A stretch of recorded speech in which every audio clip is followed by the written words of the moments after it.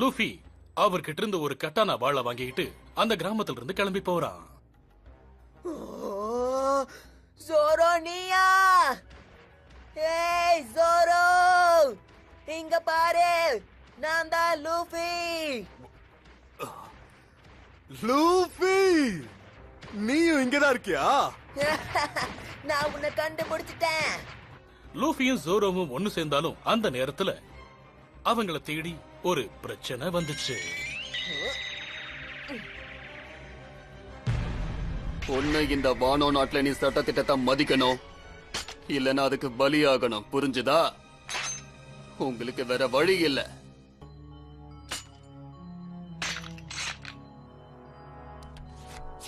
இந்த மாசத்துக்குள்ள நீ உயிர் வாழ 19% தான் வாய்ப்பு இருக்கு.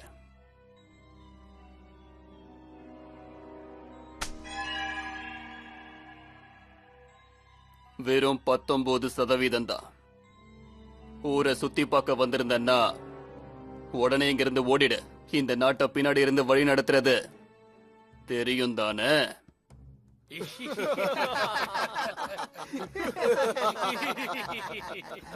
எனக்கு அப்படி யாரும் தெரியாது. காய்தோ தானே, அவனை ஒரு வழி பண்ணதான் நான் இங்க வந்திருக்க.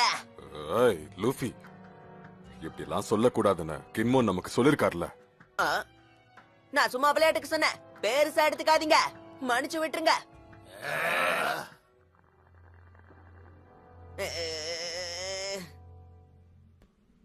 அதெல்லாம் இருக்கட்டும், இந்த கத்தி உனக்கு எங்க இருந்து கிடைச்சது? இதுவா? இது ஒரு மீட்டியோ கட்டானா?